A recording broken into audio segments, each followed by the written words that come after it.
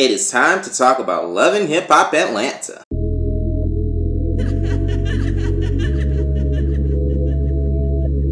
Start the episode where it left off from the delivery special with Jocelyn. Stevie getting all the baby stuff, the Pampers, and putting it in the room for the baby Bella. My little girl is so cute. She's so adorable. I'm like, y'all created a cute little baby. But he's moving the stuff in, and next thing you know, his daughter Savannah and them, they was mad because they was like, well, it's not the kid that's a problem, it's Jocelyn. All the stuff that she put out on social media coming at our family, we deserve an apology. And they was like, did you even tell Eva that she's gonna be getting a little sister? Did you tell her? No, I think you might need to do that. And then they was like, well, do you see yourself ever getting back with Jocelyn? He was like,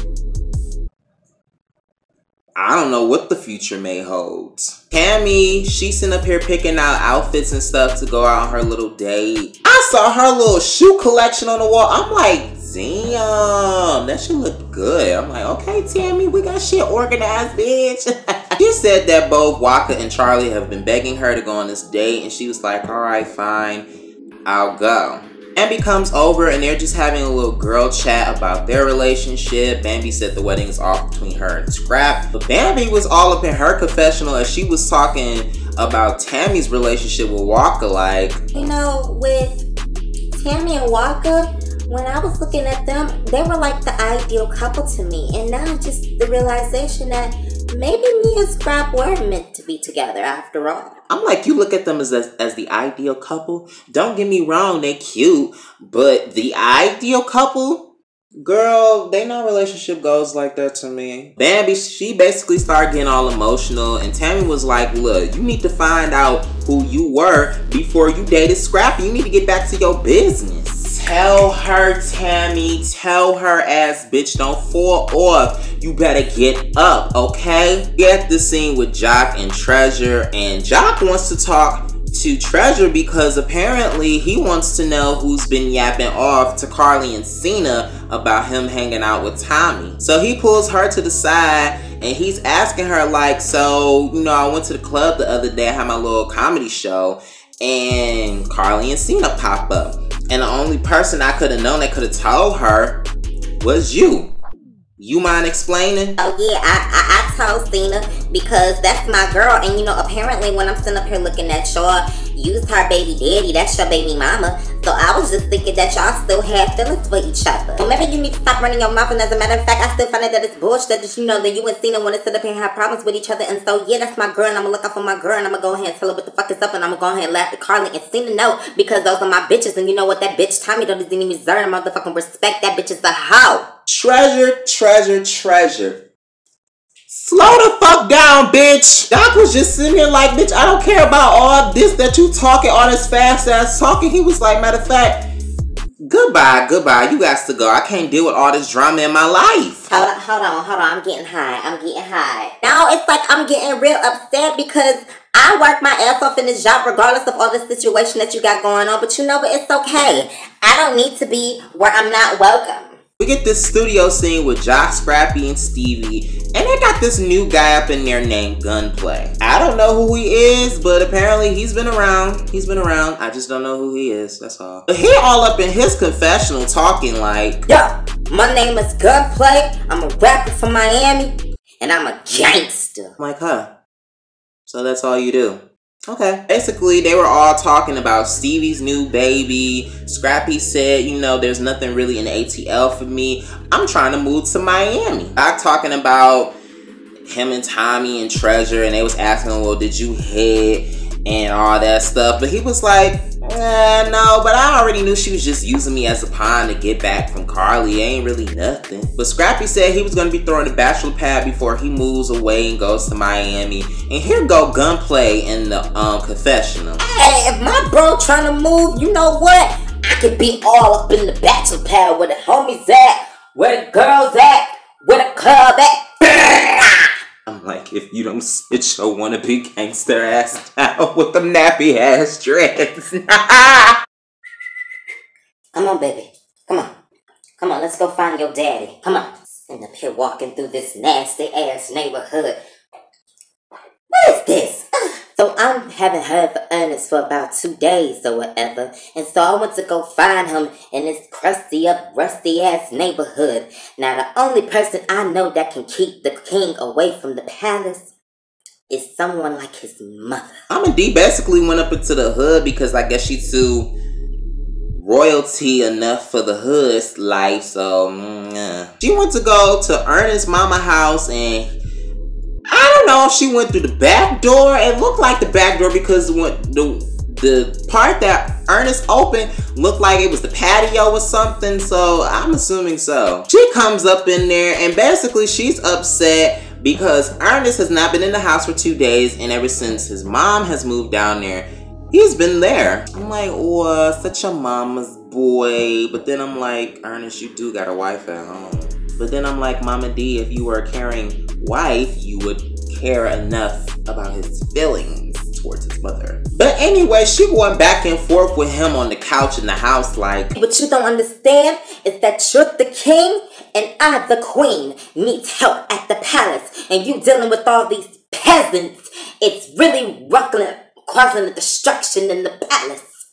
Mama D was basically not here for shit. Ernest was like, I ain't got time for you and your smart ass mouth. You can dismiss. Goodbye, goodbye. Carly goes to meet up with Tammy and Rashida, and they basically do a lot of girl talk. Carly is mad about Jock being around Tommy and everything. And Tammy was like, Jock ain't nothing but collateral, boo. Like, he ain't nobody serious anything. I'm like, Tammy, it really took you to say that shit. Like, we pretty much all been saying, like, for real though. Rashida wanted to sit up here and say that she know that Scrap is having this getaway party, and she wants to know if Kirk is going, because if he is going, she needs somebody to spy on his ass. Yeah, let's make that happen.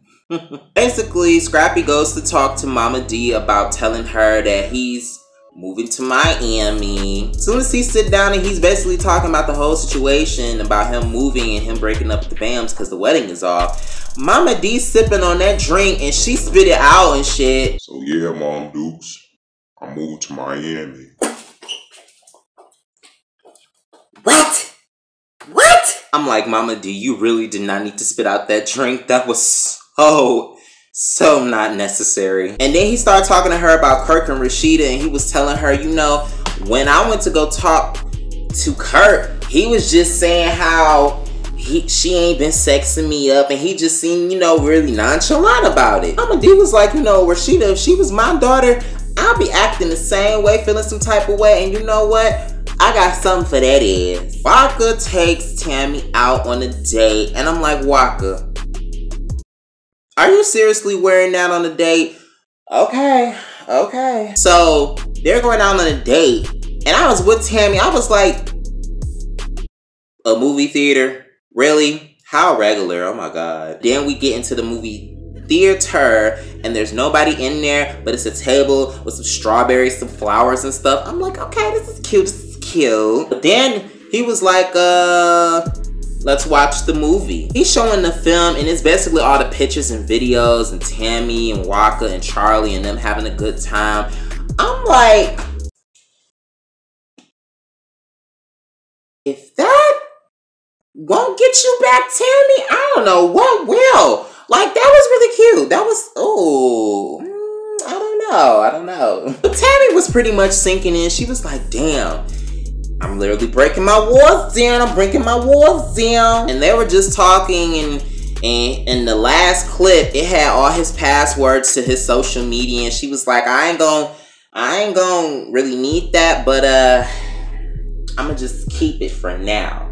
Click. They're talking, and they're trying to basically work out their relationship, and she was like, how can I trust you again? He was like, maybe if you let me in the house first, we can start there. And they were just working out their relationship, so hey, we'll see where that goes. Mama D goes to meet up with Miss Charlene, and I'm like, Mama D, them ripped jeans, I don't know if they look cute on you or not, but I mean, you're not really that old, so I don't know. You pass. You'll pass with it. She basically goes to talk to Mama Charlene to tell about Kirk and Rashida, and Miss Charlene was like, I feel you, but We're gonna do something with Kirk. I already got something for that ass, okay? We're at Scrap's Bachelor Bash thing, and you got people up in there singing, rapping, entertaining, and all that stuff. It was cute for what it was. The guys all sit down, and Stevie J was introducing everybody to Estalia. He talking about he's starting a Latin movement. I'm like, Stevie, almost everything that you have done on this show hasn't really been picking up or hasn't really been doing a good success. I'm not trying to talk about you because, you know, back in the day, you was popping. But stop doing this silly willy bullshit and get to business. They was saying that, ooh, she's a goddess. And Tammy was like, so what is the difference between Puerto Rican princess and a Latin goddess or something? Here go the lady. Look at it. The difference between a princess and a goddess. Mm-hmm. That's the difference, baby. I'm like, yeah, that's the difference, but I'm pretty sure your ass ain't got no talent, so you just another fuck buddy. Treasure come up in there. I don't know what the fuck she was trying to wear. Just was not working for me. No. She wants to talk to Jock because she trying to get her job back, and so she talking to him like, Jock, I just really want to say that I'm sorry. Like, I should have never got involved in the process and everything. I just really want my job back. Like, can I please? I will get on my knees. Please, can I get my job back? Please. I just can't see myself working nowhere else. I want to know is you fucking her because you had the audacity to give her back her position. I'm like, how many days has it been since you've been fired and you really want your job back that quick? The next thing you know, the stage and everything clears, and so Mama D and Miss Charlene want to sit up here and give out an announcement, but Miss Charlene talking like, hello there, everybody. I have something that I want to just get off my chest. So, where's Kirk? Is Kirk here? No, I just want to say that Kirk happens to be the dumbest idiot, the dumbest man on this earth. You know what else? Kirk is going to get a DNA test. And they want to sit up here and bring out a silver platter with the DNA box. I'm like, y'all are doing the absolute well, shit, I don't know. Next thing you know, Mama D is hyping everybody up, talking about some DNA, DNA, DNA. DNA, hey, DNA. She was embarrassed. She was like, look, y'all can do whatever y'all is finna do publicly, but me, I handle my shit discreetly, so deuces. So that was the end of Love and Hip Hop Atlanta. It was okay for what it was, but I'm just wanting to see next week episode. Tommy and that mama start arguing again, bruh. I ain't got time, but I got time. So yes, go ahead and like this video, ho. Go ahead and subscribe below. And I can check y'all next week for Love and Hip Hop Atlanta. Bye. Last night took a L, but tonight I bounce back. Wake up every morning, by the night I come